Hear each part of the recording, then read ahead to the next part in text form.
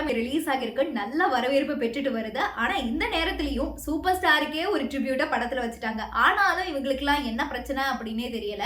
இந்த நேரத்திலயும் நோண்டிக்கிட்டே இருக்காங்க, தேவையில்லாம சுரண்டிக்கிட்டு இருக்காங்க. என்னதான் இந்த தலைவர் ஃபேன்ஸ் எல்லாம் பண்றாங்க அப்படின்னு கேட்டீங்கன்னா, தலைவருடைய படம் லோக்கி இயக்கினாலும் சரி, நெல்சன் இயக்கினாலும் சரி, யார் இயக்கினாலும் சரி, அசால்ட்டா 300 கோடி 500 கோடி 600 கோடின்னு சொல்லிட்டு கலெக்ஷன் அள்ளிக்கிட்டே இருக்கும். ஆனா விஜய்க்கு ஃபர்ஸ்ட் 300 கோடி ரூபாய் வசூல கொடுத்தது லியோ தான். கமலஹாசனுக்கு ஃபர்ஸ்ட் 300 கோடிக்கு மேலான வசூலை வந்துட்டு கொடுத்தது விக்ரம் படம் தான். இந்த 2 படத்தையும் லோக்கி தான் இயக்கியிருந்தாரு. ஸோ இவங்களுக்கெல்லாம் தான் லோகேஷ் கனகராஜ், வெங்கட் பிரபு போன்ற இயக்குநர்கள் தேவையே தவிர, சூப்பர் ஸ்டார் எப்பவுமே மாஸ், அவருடைய லெவலே வேற. அவரை வச்சு எந்த இயக்குநர்கள் படம் எடுத்தாலும் அவங்களுக்கு தான் வந்துட்டு அது நெக்ஸ்ட் லெவல் கெரியர் growth-ஐ தவிர சூப்பர் ஸ்டாருக்கு அதனால ஒண்ணும் கிடையாது. அவரை ஜஸ்ட் ஒரு சீன்ல என்ட்ரி ஆனாலே அசால்ட்டா வந்துட்டு அது 100 கோடி ரூபாய் கலெக்ஷனா அள்ளிரும் அப்படின்னு சொன்னாங்க. அப்படி பார்த்தா லால் சலாம் படத்துலயும் கேமியோ ரோல் தான் பண்ணியிருக்காரு. ஏன் படம் வந்துட்டு ஓடல?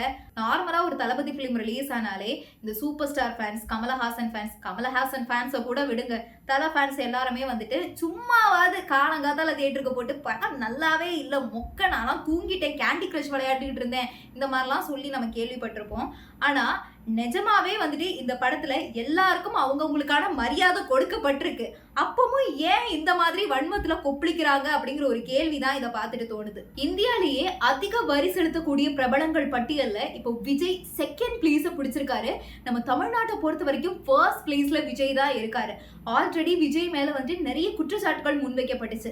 கார் வாங்கினாரு, அதுக்கு சரியா டாக்ஸ் கட்டல, அண்ட் அதே மாதிரி 200 ரூபா 300 ரூபாய்க்குலாம் ஏதோ சின்ன பில் எல்லாம் காட்டி இதுக்கெல்லாம் இவர் டாக்ஸே கட்டல அப்படிங்கிற மாதிரியான குற்றச்சாட்டுலாம் முன் வச்சிருந்தாங்க. ஆனா இப்போ நம்ம பிரபலங்கள் லிஸ்ட் எடுத்து பார்க்கும்போது ஃபர்ஸ்ட் பிளேஸ்ல ஷாருக் கான் இருக்காரு, செகண்ட் பிளேஸ்ல விஜய் வந்திருக்காரு. ஆக்சுவலா இந்த செகண்ட் பிளேஸ்ல சல்மான் கானும் விராட் கோலியும் தான் இருந்திருக்காங்க. ஆனா அவங்களே இப்போ பின்னுக்கு தள்ளி விஜய் செகண்ட் பிளேஸ்க்கு வந்திருக்காரு. ஸோ எந்த அளவுக்கு அவருக்கு இன்கம் இருந்தா இந்த மாதிரி வரி செலுத்தும் பட்டியல்ல செகண்ட் பிளேஸ்ல இருப்பாருன்னு யோசிச்சு பாருங்க. இப்போ கோட் படத்துக்கே கிட்டத்தட்ட 230 கோடி ரூபாய் இவர் வாங்கினதா சொல்லப்படுது. எக்ஸாக்டா அவர் எவ்வளவு வாங்கினாரு அப்படிங்கறத இன்னும் சொல்லல.